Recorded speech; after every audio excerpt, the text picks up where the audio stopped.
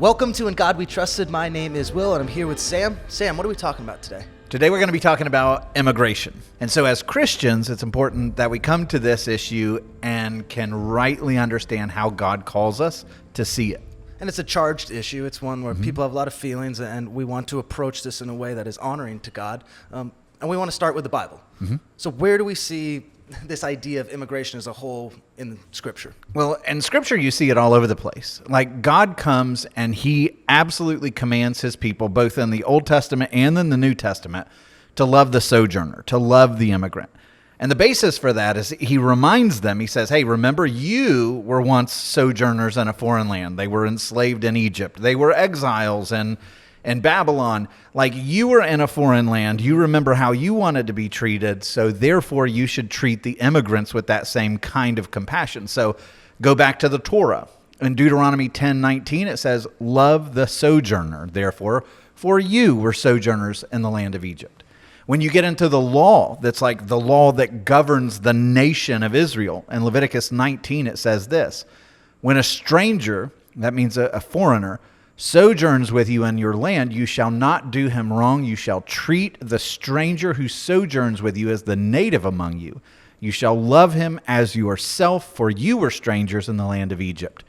So you get this ethic that says, hey, you were sojourners, so you go out of your way to love and show compassion to the immigrant that's in your land. Yeah, and right off the bat, when you come to Scripture, you see God is upfront with his feelings about immigrants, with the sojourners. That's right. If as you walk through the Scriptures, you'll see that God has the four categories that are above and beyond the most often mentioned as what we, as people of God, are commanded to care for. And they're this. You find them in Zechariah 7, verses 9 and 10, all listed together. But he says, render true judgments, show kindness and mercy to one another. And then he gives a warning. He says, and these are the four categories: don't oppress the widow, don't oppress the fatherless, do not oppress the sojourner, that's the foreigner, or the poor. And so in us, we should have special compassion that goes above and beyond for those four categories. And the reason why he really specifies those, right? The widow, the orphan, the foreigner, and the poor, is those are all people that typically don't have power on their own in the ancient world. So they need those with power to speak up for them, to show kindness to them, to make sure that they're not exploited, to help them out, to make sure that they're not left behind or starving. And that's God's heart. He's looking out for the marginalized, always. And even God just pointed out the fact that there are sojourners means that some people are not sojourners. Right. That's right. So God has boundaries where some people are considered native to that land. They're citizens of that land. They're where they technically belong by right.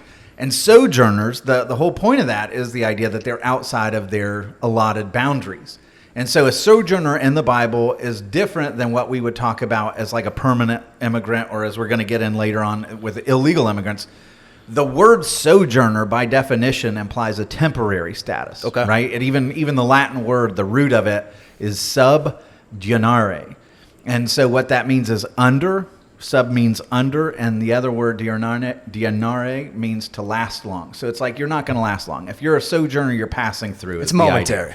And so you treat them with kindness. But when you get to the idea of immigration, which is a concept that you find in the Old Testament, where somebody's not just passing through, they're not coming to just stay for a while, but they're looking to take up residency and to take on the identity of the people of Israel.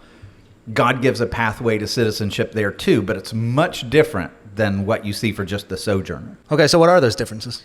Well, like I'll give you an example. When God called and set apart Abraham and the nations, he gave him a covenant of circumcision.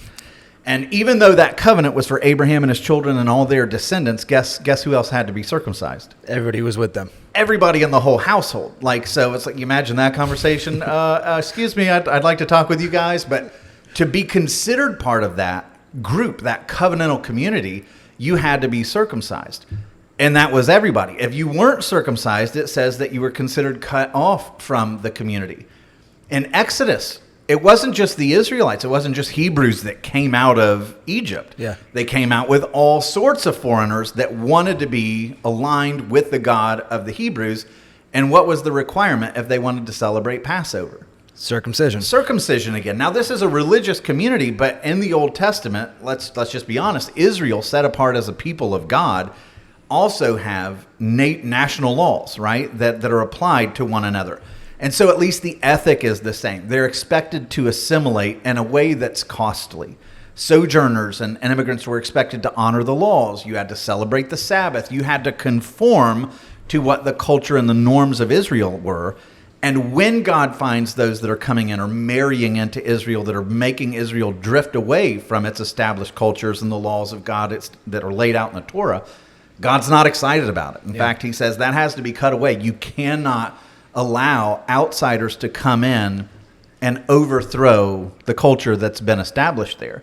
And so when he says you have the same rule for the sojourner as you do for the citizen, the idea there is not just, you need to treat him equally under the law, but it's also the laws apply to them as well, right? So, and when God gives the Sabbath laws about everything that are supposed to happen on the Sabbath, every time, like you find them, and what is it talking about? You shall do this, and even the sojourner with you.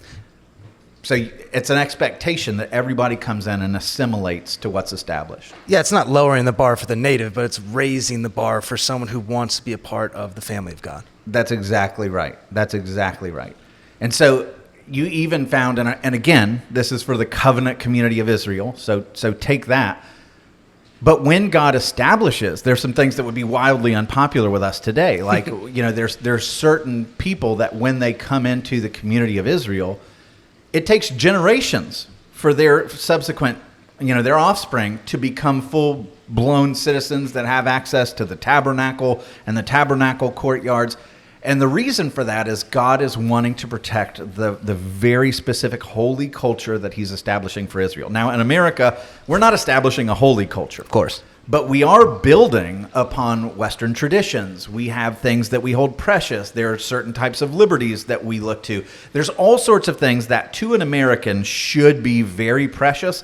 And when we welcome in the immigrant that's going through a process, the whole process of citizenship and naturalization is calling them into that, to study that, to see what our heritage is, and to enter into that and to become one of us, not to bring in an outside influence that comes in and makes a whole mess of divided ideals that are going to rip the nation apart. So assimilation in the Bible is a very real thing that the Lord lifts up for his own people, and we can apply it thereby to our people and our culture. And it's interesting, all the immigration stuff in the Bible, it's protecting future things, which I find fascinating. It cares about, hey, we're doing stuff now for our future generations to be able to say, oh, this is the Israel that I know is the same one that my great-grandfather knew. Yeah, that's right. And when you come in, you forfeit the legacy of wherever you came from, right? It's not like the Ammonite comes in and says, okay, from this point forward, this property shall forever be Ammonite, and I'm staking my claim here as some other entity. Nobody ever talks about this, but when you get to the laws of Jubilee, which you find in Leviticus chapter 25, every single 50 years, and this law was made to prevent generational poverty. Like, one generation can't blow the promise for everybody. But every 50 years, they were supposed to revert that property back to the family or clan that it originally was allotted to under Moses. And so what does that mean? That unless you marry into the family of an Israelite, if I own a piece of land as an immigrant that I bought from a Hebrew, I know what the law requires, that every 50 years it's got to go back. So you only pay the price of whatever that value would be until it has to go back. But the idea was this land is staying with our people. You want to marry into it? Great. You want to become one of us and be circumcised and go through all of that? Great. But this is going to remain under whichever tribe that land was allotted to. And in Numbers 36:7, it says, every one of the people of Israel should hold on to the inheritance of the tribe of his fathers. And it's like you said, this was made, the whole immigration establishment. It's like, come on, you want to become one of us and go through naturalization and everything? Come on, you want to sojourn among us? We're going to treat you great. You want to become a stakeholder in our land? Well, this is a generational thing that remains ours as a national identity. And so it's interesting that to become a landholder, you had to literally be brought into the covenant family of Israel. Otherwise, it reverted back to them. Obviously, the word that comes up the most when we're talking about immigration is borders. Mm-hmm. So where do we see borders in the Bible? You see them a lot, actually. Like, we want to talk about like the idea that a Christian ethic or a godly ethic means we live in a borderless world. That is not at all what you find in the scriptures. Going back to the very beginning of Israel in Numbers 34, verse 2, when Israel's being defined, it says it will be defined by its borders. That's a direct quote. And then Moses spends 12 verses dictating specific landmarks that establish the borders on the north, the east, the south, and the west sides. And going on from there, when he's giving his final speech to the nation of Israel in Deuteronomy, chapter 32, verse 8, he says, when the Most High gave the nations their inheritance, when he divided up all mankind, he set boundaries for the peoples. In other words, boundaries didn't just apply to Israel. They applied to all nations. God recognizes that the design that will bring about the greatest prosperity, that bring about the greatest security, comes through borders. And so the Lord sanctioned, blessed, justified borders for all the peoples. And I mean, you get on, and he's very defensive of them. So Proverbs 22:28, it's not just talking about your neighbor, but it's talking about neighboring countries as well. Do not move the ancient landmark that your fathers have set. Well, what was the landmark? It established your border. In Acts 17, verse 26, it says God determined allotted periods and the boundaries or borders of their dwelling place. Deuteronomy 19:14, you shall not move your neighbor's landmark, which the men of old have set, and the inheritance that you will hold in the land of the Lord your God is given you to possess. Deuteronomy 27 says, cursed be anyone who moves his neighbor's landmark. So God is not like, I'm kind of indifferent about borders. Like, no, he establishes them because they're good. And so when we want to pretend that, oh no, it would be so much nicer if we just did away with borders and everybody held hands and sang Kumbaya, that's not the way humanity works in a fallen world. They will exploit. They will come and take. Things are really bad. Like there's an entire book of the Bible called Nehemiah, where this godly man's sole mission is to rebuild the walls around Jerusalem. Why is that? Is he ungodly? Is he unloving? It's to protect Jerusalem. It's because Jerusalem was totally uninhabited because it had no walls, no borders, no protections. They were being exploited from every which direction by all of their neighbors. And so if you love the people of Jerusalem, what do you need to give them? Security, borders, walls. And that's what you see in the book of Nehemiah. And God is helping him to do that. The walls, the borders are not an objectionable thing to God. He wants them done. So God doesn't seem to hate walls. No, I'll do you one better. This might make people upset, but if you jump in your Bible to the last 2 chapters of Revelation, when it starts describing the city, the heavenly city that's coming down from above for the people of God, right, to inhabit, what part of that city, hint, hint, do you think God spends most of his time talking about? It's the walls, weirdly. It's the walls. So, I mean, you got the throne, you got the river, you got the tree of life, you've got all these things that are amazing and beautiful. It spends more time talking about the walls. In Revelation 21:12, it says it had a great high wall with 12 gates. Now, they represented the 12 tribes of Israel, and then they had 12 foundations representing the 12 apostles. It's saying the old and the new are coming together in heaven. The walls are 144 cubits thick. That's 216 feet thick walls. We're not talking about... It's a serious wall. Yeah, he likes walls. But he builds these things incredibly wide. And so you're thinking like, whoa, this feels like God is saying, don't come in. And yet listen to the way where it goes afterwards. In Revelation 21, verse 25, it says that its gates will never be shut by day. What does that mean? Everybody's in. He's always welcoming. Not everybody's coming in, but he's always welcoming in. He says they will bring into it the glory and the honor of nations, but nothing unclean will ever enter it, nor anyone who does what's detestable or false, for only those who are written in the Lamb's book of life get to enter through those gates. So let's think about this. God's heavenly city has walls. Now they're figurative. I know that. I'm not a buffoon. But what is that suggesting? Not everybody comes in. Not everybody's a citizen. All nations, people from everywhere, all walks of life, all backgrounds, all morals, are welcomed if they're covered in the Lamb and only those that are written in the Lamb's Book of Life come in. There's a high standard for citizenship. Nothing unclean comes in. God is very discriminating about who makes it into heaven, but the ticket in is easy. It's whoever grabs hold of Jesus, and yet he has these walls to suggest nothing impure, nothing dangerous, nothing destructive is ever going to come in. Is God opposed to walls? Not at all. No. But the walls are there to protect those he loves. And a nation that seeks to establish borders to protect the people they love. That's the key. All right, so the Bible obviously lays the groundwork for it. We have an ethic coming from Scripture. So let's turn our attention to our country. Let's look at America. Where do we start with immigration in America? So, America by far is the great beacon to the world. The Statue of Liberty says all that, to give us your tired, your poor, your huddled masses yearning to be free. I forgot the other parts of it, but that's the idea. And the United States is home to more international migrants than any other nation, and it's by a lot. According to the United Nations, the USA remained by far the largest country of destination of international migrants, with 51 million migrants in 2020. That means if you look at our entire population in 2020, 51 million of them were born somewhere else. Okay. Illegal, all of them, 51 million. So that's roughly 1/5 of all immigrants around the world are here.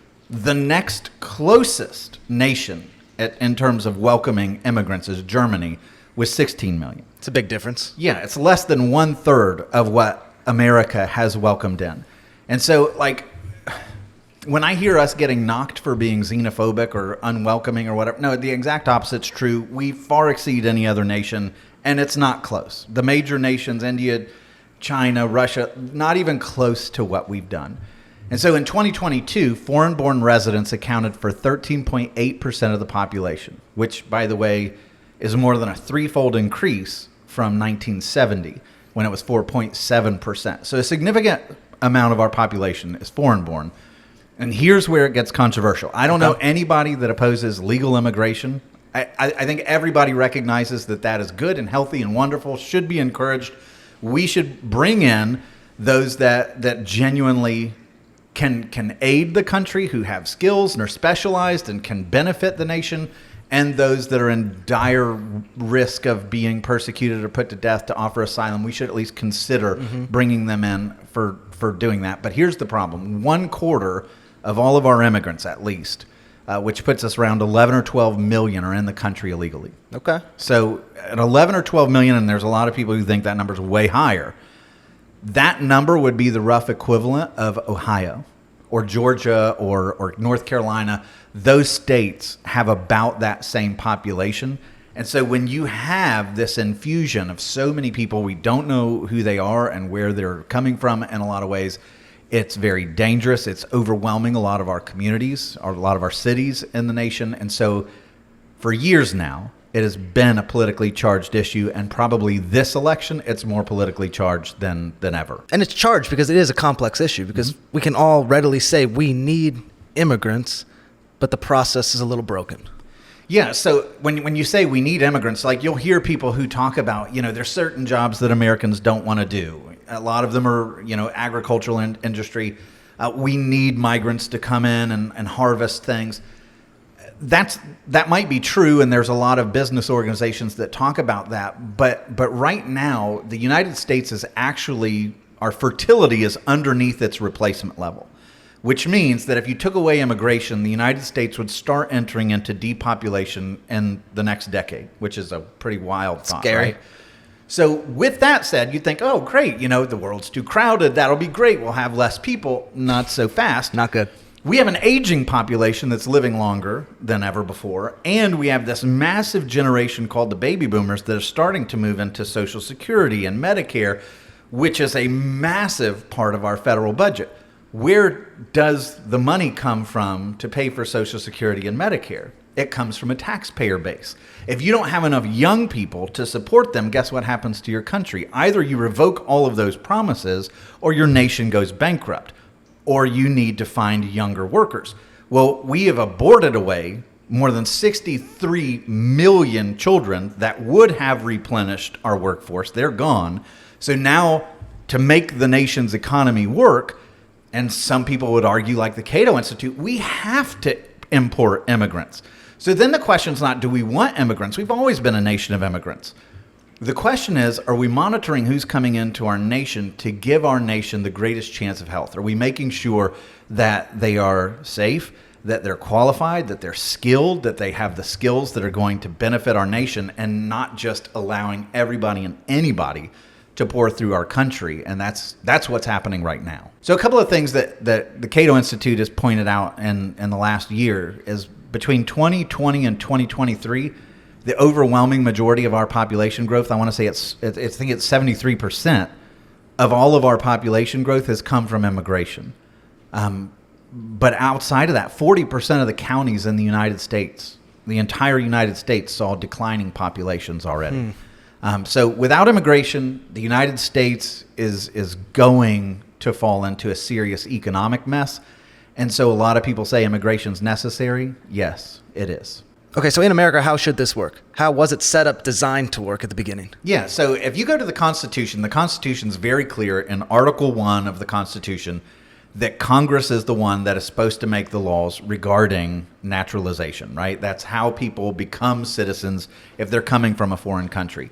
And so the Congress has done that. They passed a law called the Immigration and Naturalization Act.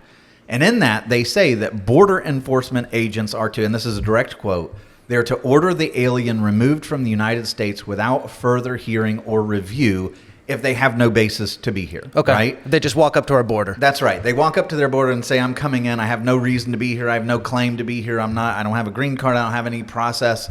Like, they say, no, we're removing you, right?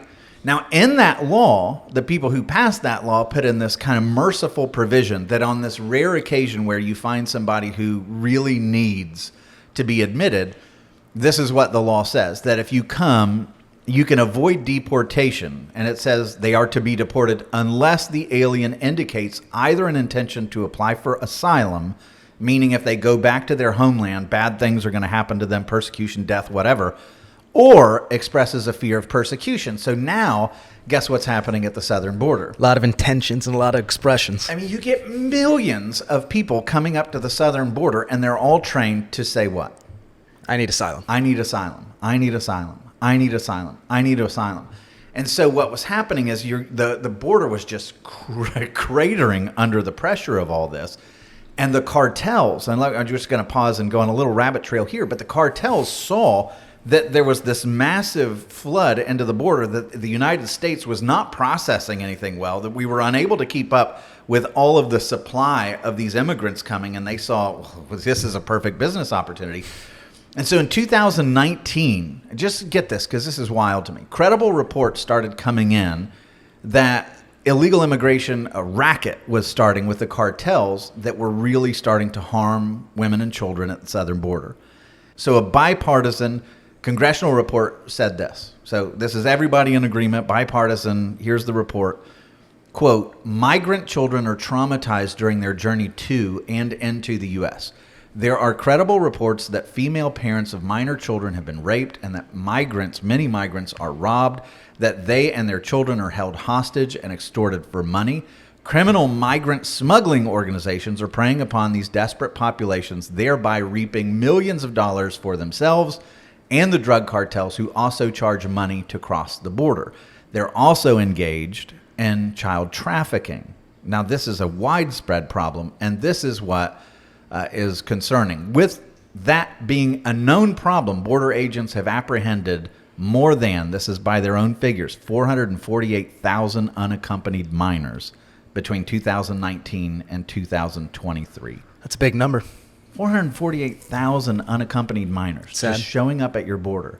And when ICE, Immigration and Customs Enforcement, issued their report to Congress, just this most recent report, they reported that the agency, quote, was not able to account for the location of all unaccompanied children. They're coming in, it's just too much. And so these children are just disappearing. We don't know if they're with the cartels. We don't know if they're being smuggled. We don't know what's happening to them. They're just gone. We've had 32,000 of them that have had a scheduled hearing so far that have not shown up for the hearing. They're just gone. We don't know what have happened to these children. So in all the chaos of how we've mismanaged the border, we've exposed so many people to the risk of abuse, extortion, kidnapping, trafficking, sexual trafficking. It is not a loving thing to do to your neighbor. And we owe it to these people to get control of this. The United Nations reported this. This is coming from the United Nations. This is wild. The United States-Mexico border is the world's deadliest land route for migrants, with at least 686 deaths and disappearances since last year, which would have been 2022. The deadliest migrant route is coming into our southern border. We owe it to them to put a stop to it, for their safety, really. Yeah, that's not loving at all. Not at all. Okay, so obviously we're having this conversation in the midst of an election year, so we can't just talk about it generally, but when we come to the two candidates, That's right. what does their policies look like? Okay, so both of them have a record on this. President Trump, when he was in office, immigration numbers were beginning to climb. Those kinds of reports were coming in that there were problems at the southern border. So in 2019, he took a series of steps that were pretty aggressive to try to curb this problem. And one of those was, the most effective by far, was called the Remain in Mexico policy. So you've got these caravans of migrants that are coming up through Central America, Mexico. They reach the border. Before that, they would welcome people in. It was a big process. What Trump said is, when you come to the border, you're not coming into our country. If you want to apply for asylum or do any of that stuff, you're going to remain in Mexico. And for as long as it takes for us to adjudicate all this, you're going to stay there. Well, the result of that was fantastic. So apprehensions from illegal border crossings subsequent to that in the year following dropped 70%. People didn't want to come. They didn't want to risk having to remain behind. If they were going through the appropriate channels, they knew they were going to have to stay in Mexico, so they just stopped coming. And they didn't want to remain in Mexico to await an asylum hearing. So then he also, to try to expedite asylum hearings so that people who were in danger didn't suffer, he had the Prompt Asylum Case Review, which is called PACR, and the Humanitarian Asylum Review Program, which is called HARP. He worked out asylum agreements with a couple of countries, El Salvador, Guatemala, and Honduras being among them, where people seeking asylum could stay in those countries while their case was working through the United States. And so in 2019, the AP reported that President Trump also threatened crippling tariffs. That's his favorite go-to. Threatened crippling tariffs on all Mexican goods unless Mexico stepped up efforts to curb the flow of migrants, because everybody was upset. They're just flooding through Mexico, and Mexico was kind of like, ushering them in. yeah, like, here you go, right along this way. And so what he said is, hey, all of your industries down there, if you want to be able to export to us, I'm going to impose tariffs on you that'll cripple your country unless you start helping us out. And guess what? Mexico responded. They deployed thousands of their National Guard to help stop the migrant flow. And in 2021, you had the Border Patrol chief, whose name is Rodney Scott, who told the Senate that this had created, quote, arguably the most effective border security in our history. That's a big statement. But then he said in 2021, now notice that's the first year of the Biden-Harris administration, he said that it all disintegrated due to incompetent political appointees within a year. And so what does that look like? I would, in fact, make sure that we immediately surge to the border. All those people are seeking asylum. They deserve to be heard. That's who we are. We're a nation that says if you want to flee and you're fleeing oppression, you should come. In 2019, as Trump is doing all these policies, when the Democrats were having their presidential debate, you had Biden who came up on the stage, and he literally called on all migrants to surge to the border. All at once, come. If you're seeking asylum, I want you all to surge. And guess what they did? They surged. They knew, okay, if the policies are going to change, we need to rush to the border to try to get in. And then in March 2020, during the campaign, he vowed to stop all deportations in the first 100 days of his presidency. In the first 100 days of my administration, no one will be deported at all. What do you think the impact of that is? If you're somebody who's worried about being deported and you're on your way, I better get there within the first 100 days of his presidency. He's not vowing to deport anyone. And then after that, he says he would only deport felons.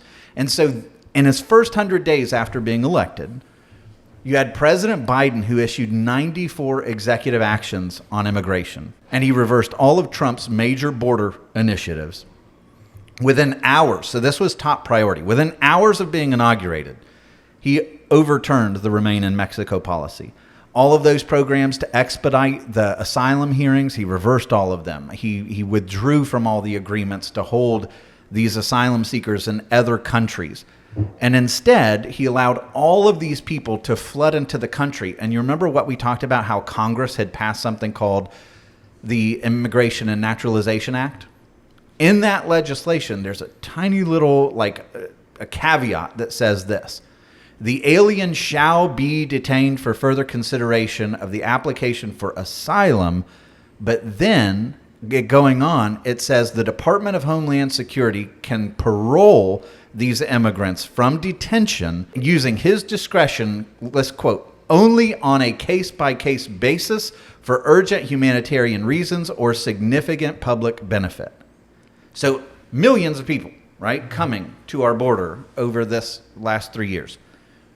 The Department of Homeland Security Director, Secretary, this is Mayorkas, can, on a case-by-case basis, this is the law, say you're either of such need to come into our country for our public benefit, or your asylum request is so urgent that I'll make an exception for you on a case-by-case basis. He exploited that law, and guess what? He granted parole. You don't have to be detained, because that's in the original law. But he exploits the exception to say all of you are paroled. You can all go in. And they started busing and flying these immigrants that are applying for asylum all over the place.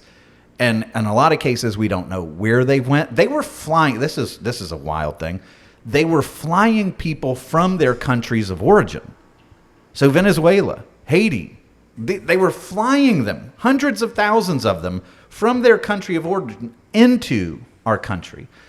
And they were exploiting the law. The clear intent of the law was to bring in needful, right? People who are legit fleeing from persecution, or people who have specialized skills that can benefit our country. That's what that exception was for. They granted it en masse to millions. Because on paper, that seems like that would have been a much smaller number. If one person has to go on a case-by-case basis to make this decision, there should be like a dozen a year. Yeah, to the Director of Homeland Security, or Secretary of Homeland Security, on a case-by-case basis. There's no way these people are getting legit reviews. They're being paroled in, and that was wild. So the system is just utterly broken. The Associated Press gave these numbers. In 2023, 2.1 million illegal immigrants had been released into the U.S., never having even received a court date from the Department of Homeland Security. So remember, if you receive a parole to go into the nation, you have to report back for your hearing for asylum, right? So 2.1 million of them didn't even get a hearing. They're just thrown out. Like, how do they know when or where to go? They're just released into the country. And this is, for others, the average legal process for asylum now takes 4 years. There's such a backlog. And this is wild. The ICE acting director, so Immigration Customs Enforcement acting director, Tay Johnson, says there's a 10-year backlog. So the system can't handle what they've done to it. They can't handle it at all. And so the chairman of the House's Homeland Security Committee, which is Mark Green, Representative Mark Green, says the Border Patrol is on track, just in Biden's presidency alone, to have 10 million encounters with migrants at the southern border. And we have no idea how many of those we didn't have encounters with that made it through undetected. Some of them, a lot of them, were held back. Like, there's a significant number of people that were pushed back out of the country. Massive amounts of them were let in and paroled and released to God knows where all over the country. But it's a broken system, really broken system. And the broken system has had real life or death implications. Big time. With this flood, these agents are so distracted. They're so busy. It frees up the cartel. And they do this intentionally. It frees up the cartel to make more of their products through. And so according to the CDC, there were more than 107,000 overdose deaths last year alone. And fentanyl and opioids accounted for more than 3/4 of those deaths. That's 81,083 deaths last year. That is more death than the Vietnam War on America. And so we have tons of fentanyl, which is extraordinarily deadly, that's coming into our border. The DEA, Drug Enforcement Agency, has said this. 1 kilogram of fentanyl has the potential to kill, what would you guess? 500. 500,000. Oh. 1 kilogram of fentanyl has the potential to kill 500,000 people. And so in 2023, just to give you an example, just one state, the state of California, their National Guard alone sees 62,000 pounds of fentanyl coming over the border. Now that's enough to kill 14 billion people. It could kill every man, woman, and child on planet Earth almost twice. And that's coming just into one state, fentanyl. Through that's these what they cartels. seized. That's what they seized. So who knows what's making it through?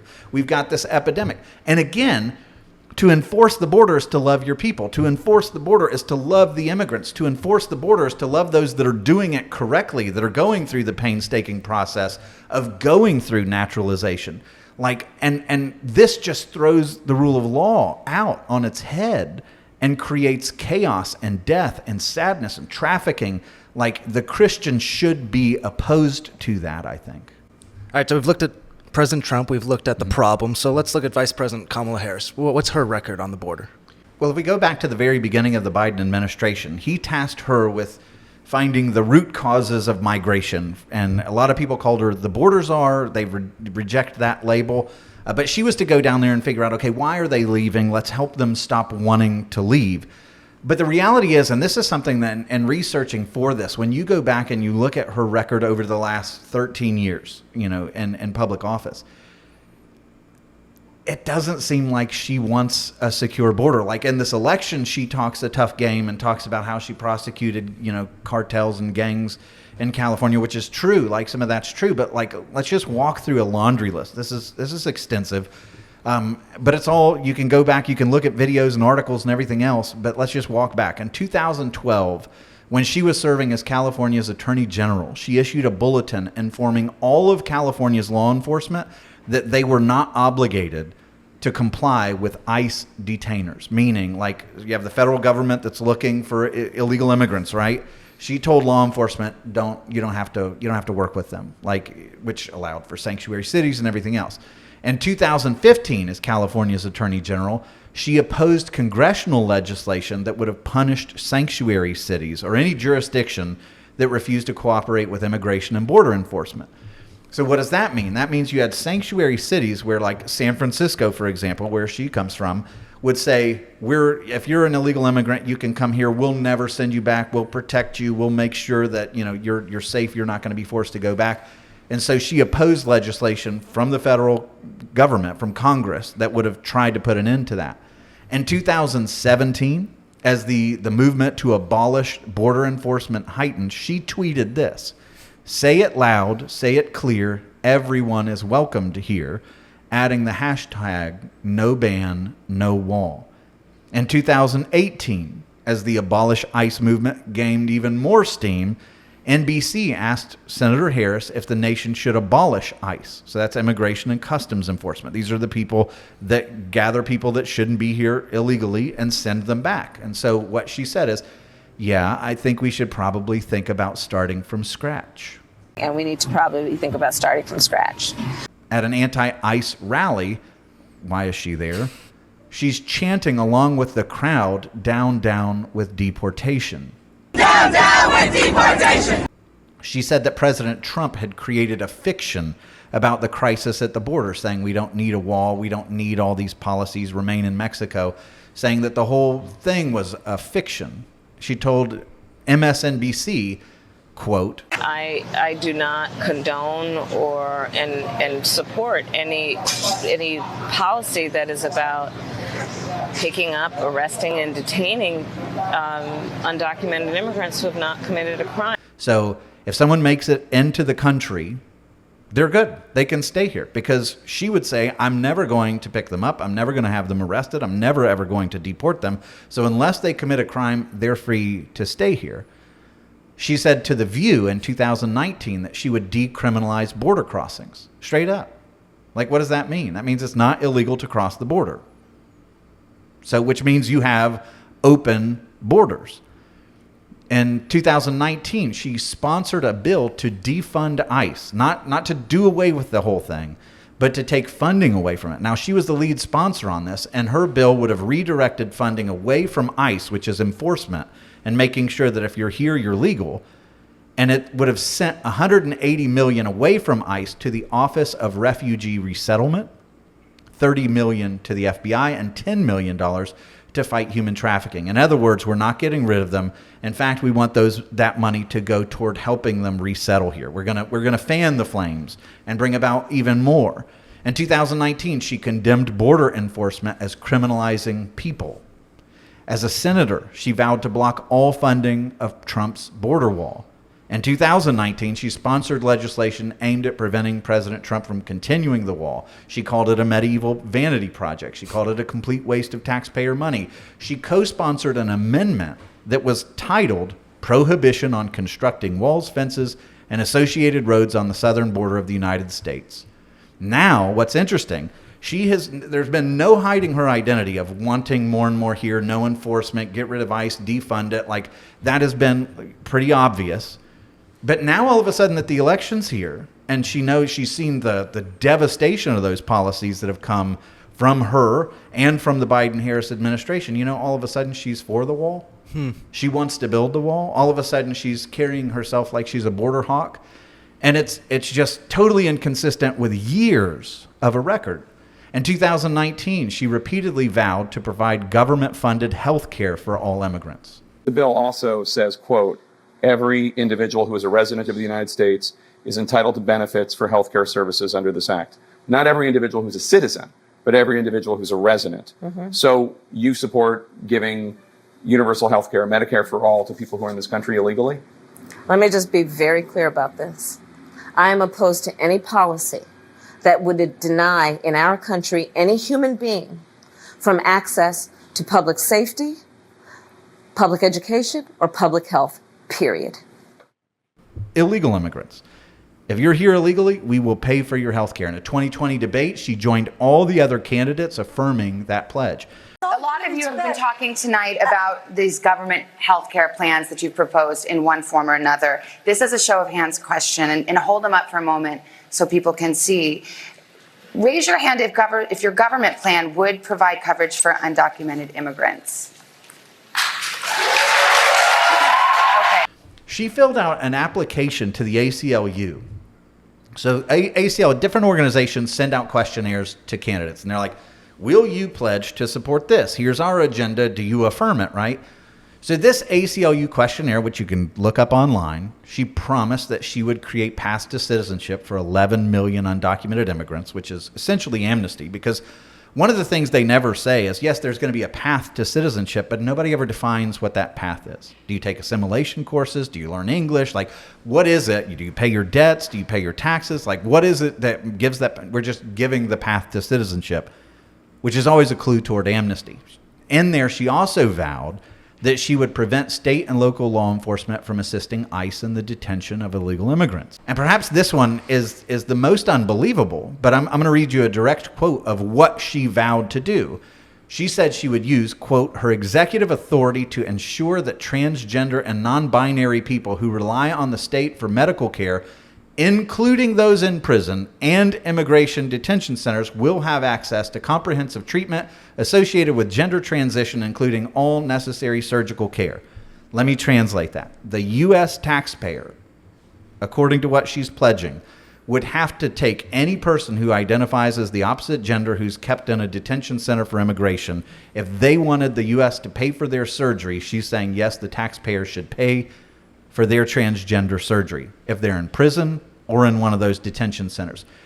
She boasted on video that she extended transgender services to California prison inmates during her time as the Attorney General.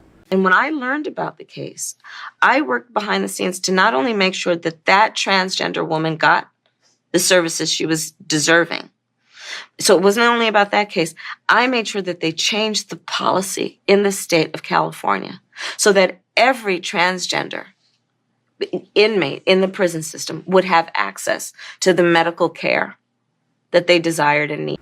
So you've got this record that at the time in 2019 is way more progressive, let's say. I don't like that word, but let's use it.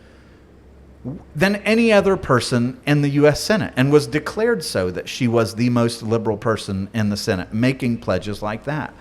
In 2020, she voted for a resolution that sought to, quote, ensure that no funds be made available by any act to implement or enforce President Trump's Remain in Mexico plan. She stood against that. Guess what? Now they're like, oh, maybe that was a good idea. In 2020, she co-sponsored the Immigration Enforcement Moratorium Act, which called for, quote, the temporary suspension of immigration enforcement during COVID. And so the argument was we have so many people that are cramming into our detention centers, and that's dangerous because of COVID, so we should release them all into the United States. So rather than saying, go back home, this is dangerous, or releasing them back into Mexico or their country of origin, no. You might spread COVID in the detention center, so we're going to send you all through the United States of America, which is just like, what's going on here? This year, the U.S. Customs and Border Protection Services announced that nearly 530,000 migrants from Cuba, Haiti, Nicaragua, and Venezuela had been flown into the U.S. and released into the country as part of Biden's administration's massive parole program. You know the number 1 and number 2 destinations of all those migrants? They're in our backyard, Miami and Fort Lauderdale, number 1 and number 2. And so we're going to nations. Now think about what these nations have in common. Cuba, Haiti, Nicaragua, Venezuela. They're all nations that have people in need. They're all nations that are going through revolutionary times right now with an absolute inability to background check all these people. And we're taking 530,000 of them that we are paying to fly them. They're not walking up the migrant corridor. We're flying them in and then just distributing them all over the place. Like it's been in the news where you see tens of thousands of Haitian migrants that are just overtaking cities that all the residents are like, we can't house them. We can't pay for them. We can't subsidize them. We can't care for their needs. And by the way, they're radically changing the fabric of the city. They're upending our cultural traditions. Everything is different, and it's been imposed on them without a vote, but just some fiat from bureaucracy on high of this crazy program to just release hundreds of thousands of parolees that we're flying in, going out of our way to fly into the country. It's crazy to me. And part of that with not being able to do secure background checks is we don't know who these people are. We don't know if there's any criminal pasts in that entering into our country. So what do? We see that all over the news with crime and immigration. Is there anything to do with that? Yeah, we see a lot of that, actually. And I mean, there's a number of things at play here. One, you can't possibly vet everybody that you're pulling into the country when you have numbers like this. So naturally, you're bringing in criminal elements. We've seen a rise in gang membership in MS-13 and Trinidad Aragua from Venezuela. Dangerous gangs. But in addition to that, you're bringing people in. Some of them don't speak English. They can't acclimate. They can't get a job. They're forced into desperate conditions wherever we have sent them. And so what's the natural thing if you have to take care of your family, but you can't find a job or work or anything else? Like, it's going to provoke some of this. So this number comes from the U.S. Customs and Border Protection Agency, right? They tracked crime of convicted crimes from illegal immigrants in the nation. And I just want to say, from 2020 to 2023, here are the facts. The number of illegal immigrants convicted of assault, battery, and domestic violence has jumped 503%. The number of illegal immigrants convicted of crimes of burglary, robbery, larceny, theft, and fraud, that whole category, 504%. DUI convictions of illegal immigrants are up 585%. Homicide and manslaughter convictions are up 867%. Convictions for unlawful drug possession and drug trafficking are up 432%. Illegal weapons possessions or transporting is up 527%. Arrests for sexual offenses are up 82%.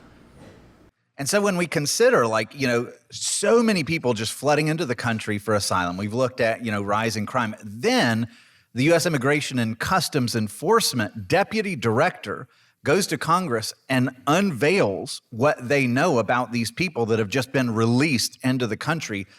And they're very startling statistics. It turns out that all totaled, the Biden-Harris regime has released 425,431 convicted criminals, convicted in other countries of crimes, and then they've been let loose into our country. And then on top of that, there's another 222,141 illegal immigrants flooding into our nation that have pending criminal charges in other countries. And you ask, well, what kind of crimes? Well, let's just run through them.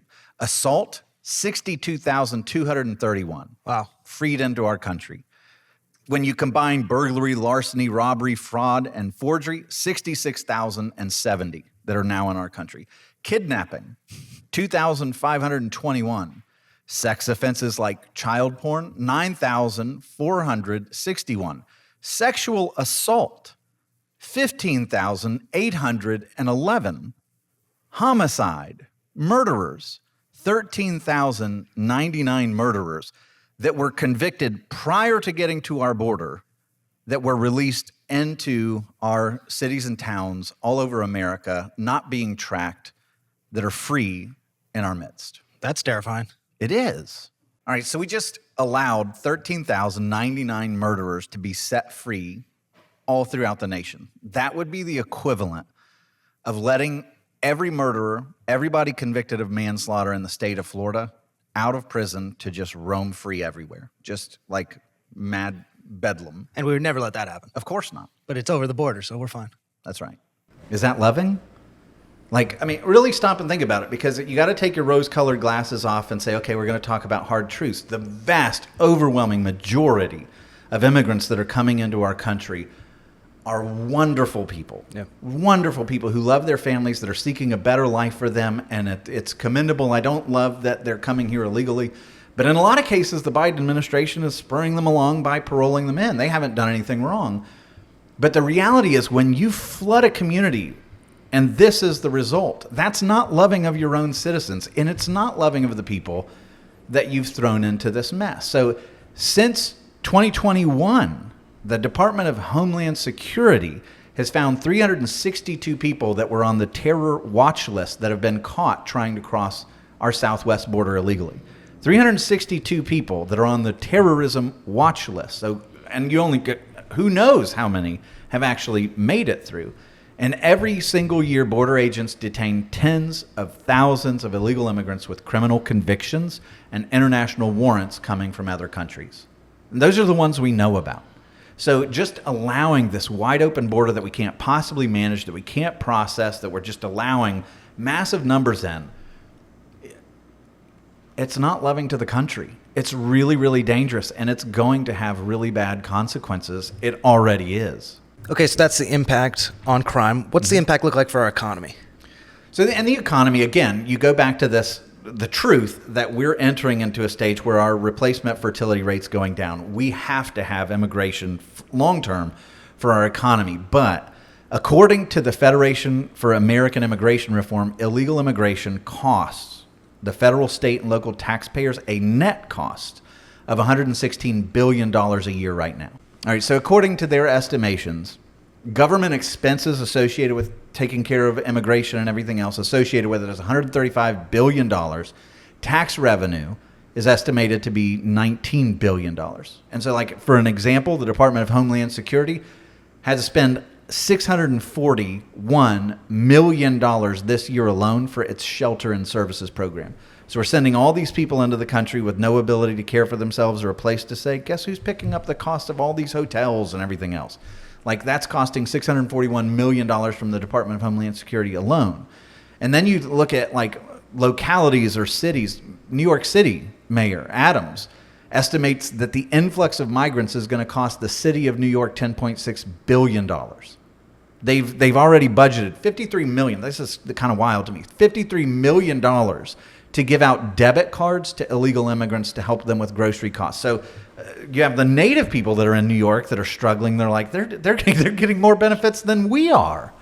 You have community centers and airports and hotels and schools and public buildings that you've seen on the news where they're taken over to house the flood of migrants because we can't take care, we can't support them. Cities like New York and Denver and Chicago are offering housing to immigrants. You have Oregon and California and other states that now already offer tax-funded health care. And so here's the other part of this. You know, after COVID, we had a significant drop in jobs where it was like we have to, lay you off for a while. When the economy picked back up, all those jobs came back. Well, since 2019, so going back into the Trump administration when jobs were, going gangbusters, then everybody lost their job and now there's the return. The majority of newly created jobs have gone to immigrants by a ratio of more than 3-1. So this is by their numbers, foreign-born immigrants. Now that includes legal and illegal, right? Have gained 3.2 million net new jobs, where native-born citizens have only gained 917,000 net new jobs. So if you're a governing official, your first responsibility is to who? The citizens. Your people, the citizens. And so all of this has disproportionately benefited the immigrants at tremendous cost to the citizens. And so you have even the Fed chair, Jerome Powell, who says this: we understand there's been quite an influx across the borders, and that has actually been one of the things that's allowed unemployment rate to rise. So you have the labor force participation of American citizens still at historic lows. Foreign-born men continue to participate in the labor force at a considerably higher rate. This is from direct quote from the report. At a considerably higher rate, 77.5%, than their native-born counterparts at 66.1%. And most of the immigrants, when you talk, and this is one of the things that President Trump talks about, is when you bring people in, you should bring in people that do the jobs that no American can, either the exceptionally skilled, right, or the people that are doing things that Americans can't. That's how you serve the country. In 2022, immigrants ages 25 and older were more than 3 times as likely as a U.S.-born citizen not to have completed high school. So when we're pulling in these migrants, we're pulling people in that don't have an education, that have never studied. They're not acclimating to our nation. They don't know history, at least not school-taught history. The Federation for American Immigration Reform estimates that illegal immigration cost U.S. taxpayers $150 billion last year alone. So when you look at all of this, you're left to ask, what is the motivation for all this? And there's a lot of people that run to the conspiracy theory that this is intentional. But the only other option for that is just outright incompetence, right? And then they do things that don't help to put down that conspiracy theory. Listen to this. The Department of Justice sued the state of Texas for trying to stop illegal border crossings in the state. Why? Yeah, what are you doing? When they put up wire to keep them out, the federal government sent their people to remove it, which is, again, why? Alabama just recently sought to purge illegal immigrants from their voter rolls after finding thousands of non-citizens registered to vote, and the Biden-Harris Department of Justice filed a lawsuit against them to stop it. And again, why? Why would you do that? If you're trying to tamp down any room for conspiracy theories, let's have an honest election, get those people off of the rolls that aren't allowed to vote. Don't sue to stop them from being purged. Yeah, the DOJ should not want non-citizens voting. Right. And so you have this perfect storm, this whole mess of immigration, and it's detrimental to the nation, and at least for certain in the short run, and that's not wise policy. And when I look at the two candidates, I'm just being candid. I mean, my card's on the table. I see one that has a history of being very staunch, hawkish on the border, shutting it down, still opening it up to those that are qualified. And when I look to the others, I see 12, 13 years of a track record that is opposed to any sort of enforcement here until the last 2 months. And that's why we're having these conversations. This election matters. These are hard conversations that are complex, that are difficult. Immigration's not something that you can just wave a magic wand and it's all fixed, but we want to be responsible citizens. Mm-hmm. We want to be Christians that have done their due diligence, that don't just vote with how we feel or how we want to feel or how we want to look to the rest of the population, but that starts with the Bible and then wisely looks at the two candidates and holds them together and say, okay, which one would I prefer? Mm-hmm. Which one should I vote for? Because I need to do my part and be responsible. 100%. And so as the Christian, you've got to remember, the ethic of the Bible is you are to be kind to the sojourner. You're to be kind to that immigrant that's here that needs a hand as an individual. You're to love them. You can't let this kind of stuff jade you. You can't let it turn you into an us versus them mentality, because that is opposed to the scripture. You are a sojourner here. So you need to have a heart that is for the sojourner. As a citizen, And as a country, we also have to ask the question, how do we best love our neighbors here? How do we best love our citizens? And by allowing lawlessness, I want people to come and wrestle with the fact that that's not love. Allowing all the chaos and all of the things that throw everybody into confusion and allow this kind of animosity and rhetoric to start building up, that is not good for the nation. It's not good for our economy. It's not good for our crime. It's not good for anything, and it's not good for them either. And so as the Christian, you maintain that heart of love and compassion that looks at them and says, these are people in need. Maybe I need to support World Vision or Samaritan's Purse or somebody that's giving generously to help them where they are. If you care about them, that's the best thing to do. The Apostle Paul, when he was on his missionary journeys and all of Jerusalem was going through the great famine, what did he do? He took up collections and sent it back to them to help them. That's the Christian way to deal with suffering, is out of voluntary compassion to help the immigrant and the poor. But the role of the state is to protect and love its citizens. And that's where I think your mind needs to be when you go to the ballot box. Amen. I think that's a great place to end this. Well, thank you for watching. Join us next time on another episode of In God We Trusted.